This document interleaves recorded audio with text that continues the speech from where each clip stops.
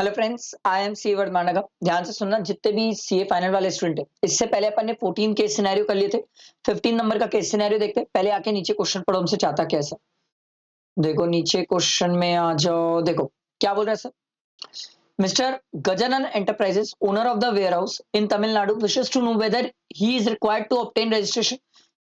तो कहानी ये है सर, उसका वेयर हाउस है, ये जानना चाहता है सर क्या उसको रजिस्ट्रेशन के लिए वो लायबल है कि नहीं है। तो विच of the following statement is true in this regard. ठीक है भाई। उसके बाद देखो आगे क्या बोल रहा है। Next question. Speed boat enterprises wishes to obtain a unique common enrolment number for generating e way bill, which of the following statement is true in this regard. ये हमें पढ़ना पड़ेगा सर। स्पीडो फास्ट की कहानी क्या है सर। क्वेश्चन पहले पढ़ने से ये क्लियर होता है सर हमें ऊपर चाहिए क्या। उससे आपका जो थॉट प्रोसेस होता है ना आंसर ढूंढने का, वो बहुत अच्छा होता है। ये तरीका अप्लाई करना sir. Whether GQF private limited is required to generate e way bill. तो देखना पड़ेगा sir e way bill generate करने की जरूरत है कि नहीं sir. For transfer of goods to Jamuna enterprises पढ़ेंगे ऊपर। Speedo Fast Enterprises want to transport multiple consignment of GQF Private Limited in a single convenience. आहा, कंसोलिडेटेड ई वे बिल की बातें हो रही है सर। तो वो जनरेट करना चाहता है कंसोलिडेटेड ई वे बिल। तो इसके बारे में भी हम ऊपर पढ़ते फिर समझते हैं। वैसे तो ये ना भी पढ़े तो भी इसका आंसर दे सकते हैं हम, बट स्टिल चलो पढ़ लेते हैं एक बार, फिर आगे आंसर करेंगे। प्रोसीड। देखो, GQF private limited registered under GST in the state of Maharashtra. भैया ये रजिस्टर्ड है, कंपनी है और Maharashtra. is engaged in manufacturing of goods which are used for further production in automobile industry. The company sent some semi-finished input to job worker. ठीक है। Yamuna enterprises and Jamuna enterprises ये job worker को goods भेजते हैं for necessary processing. The goods process are sent back by the job worker to the company which are used for manufacturing the finished goods. ये लोग दोनों क्या करते हैं, कंपनी को वापस भेजते हैं सर, और कंपनी उसे फिनिश्ड गुड्स बनाती है। Yamuna Enterprises has its place in the business of Maharashtra, and Jamuna Enterprises has its place in the business of state of Madhya Pradesh. That is 35 kilometers away from the place of business of GQF Private Limited. तो आपसे एक question याद है ना, ई way bill से related पूछा था sir. देखो क्या बोल रहा है। The company imports some raw material and store from stores the same for the few months in the warehouse operated. ये तो warehouse वाली कहानी हो गई। बट एक मिनट रुको, हमसे पूछा था ई वे बिल से रिलेटेड। और नीचे कहा गया, ये रहा। Whether GQF Private Limited is required to generate e-way bill in case of transfer of goods to Jamuna Enterprises. Sir Jamuna enterprises दोनों महाराष्ट्र के, ये है ना सर। कहाँ गया यार ये देखो, यमुना एंटरप्राइजेस महाराष्ट्र का, जमुना एंटरप्राइजेस सर। और ये जमुना एंटरप्राइजेस मध्य प्रदेश का है। किलोमीटर भी 35 है सर। बट आपको नहीं लगता ये जॉब वर्कर है। और अगर याद होगा आपको तो जॉब वर्कर के केस में अपन याद है पढ़ के आए थे sir, irrespective of value of consignment. आपकी वैल्यू ऑफ कंसाइनमेंट क्या है मुझे उससे कोई फर्क नहीं पड़ता sir. Irrespective of value of consignment क्या आपको ई वे बिल जनरेट करना पड़ेगा। यस। नो वाले तो गलत ही हो गए ऑप्शन। यस में देखो, e-way bill is required to generate mandatory in case of interstate transfer of goods by principal to job worker irrespective। ये ऑप्शन सही है, बट नीचे वाला भी पढ़ लेते हैं। Yes sir, registered person has to generate e-way bill mandatory for every interstate. नहीं, एवरी नहीं सर, एवरी नहीं। बाकी सबके लिए तो 50,000 की वैल्यू है, बट जॉब वर्कर के लिए कोई वैल्यू वाली बात है ही नहीं सर। चलो एक आंसर तो मिल गया। इसीलिए बोलता हूँ पहले क्वेश्चन पढ़ा करो। देखो, the company import some raw material and stores the same for the few months in the warehouse operated by Gajanan Enterprises, ठीक है, in the state of Tamil Nadu. Later on it is transported to company factory in Maharashtra. मतलब ये कुछ goods import करते हैं और import करके Gajanan enterprises है उसके वेयर हाउस में रख लेते हैं तमिलनाडु में, और बाद में उसको अपनी फैक्ट्री में लेके आते हैं। Gajanan enterprises is not registered under GST, ये रजिस्टर्ड नहीं है।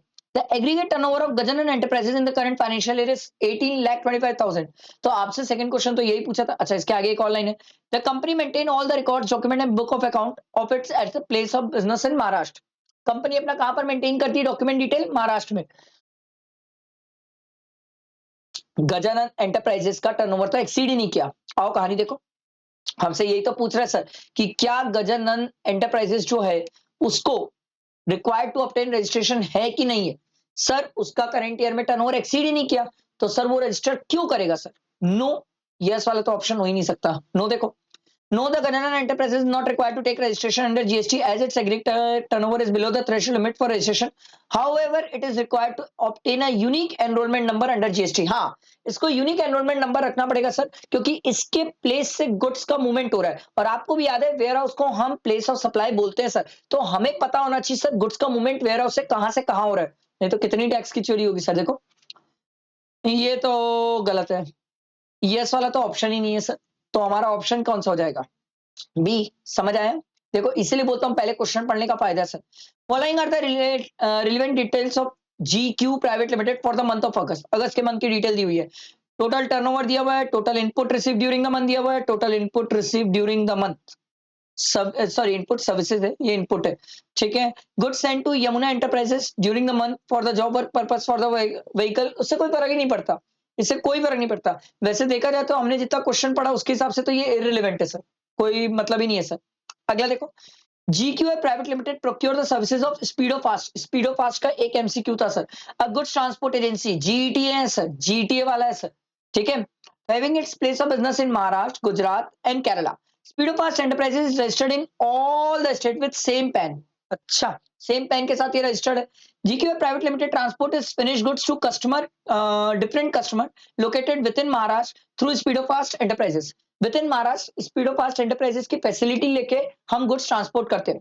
Speedo Fast Enterprises prepare a consignment note containing the detail of the consignor and consignee and the value of consignment, vehicle number, details of the party paying the taxes। तो sir हमसे तो एक चीज पूछा था ना, एक तो ये है देखो स्पीडो फास्ट वाला। Speedo fast wishes to obtain a unique enrolment number for generating e way bill, which of the following statement is true. अब देखो ये मल्टीपल स्टेट में रजिस्टर्ड है, ये बोलता है सर मैं चाहता हूं कि एक unique common common enrolment number मेरे लिए अलॉट कर दो ताकि मैं ई वे बिल जनरेट करूं, ठीक है। तो देखो इसके लिए क्या है, Speedo Pass is not eligible for obtaining common enrollment number as the transporter registered only in single state। ये तो गलत है सर, मल्टीपल स्टेट में रजिस्टर्ड है ये तो।